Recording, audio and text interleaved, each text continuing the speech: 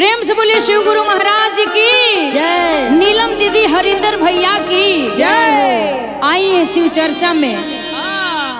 भोले बाबा पार्वती मैया से झगड़ा करता रे कि भांग पीसो। पार्वती मैया कहत रे कि सिलवट लोढ़ा फूट गईल और भांग पिसाई ना।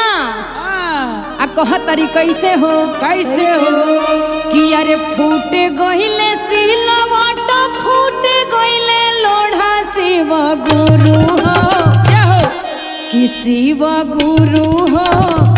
कहत री कि खीस कम करी केतनो खिसियाम रुआ भांग धतुराज मिली ना कि शिव गुरु हो। गुस्सा कम कर थोड़ा थोड़ा शिव गुरु हो। गुस्सा कम कर थोड़ा थोड़ा शिव गुरु हो। गुस्सा कम कर थोड़ा थोड़ा। फूट गईले सिलवट फूटी गईले लोढ़ा शिव गुरु हो।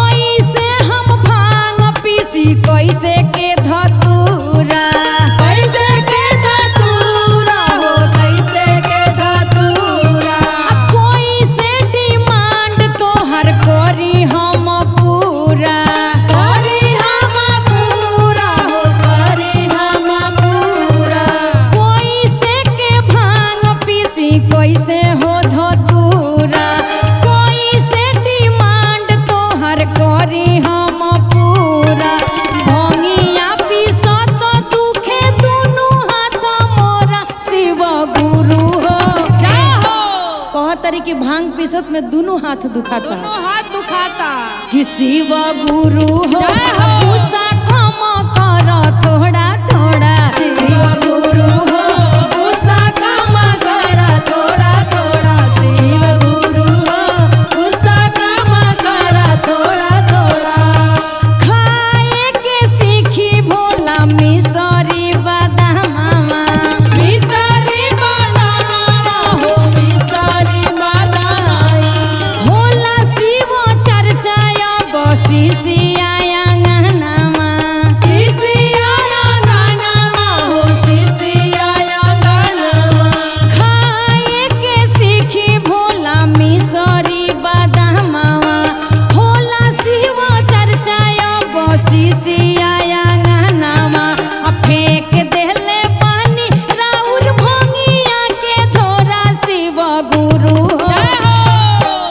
भांग धतुर के झोरा तो फेंक देनी फेंक देने कि शिव गुरु हो।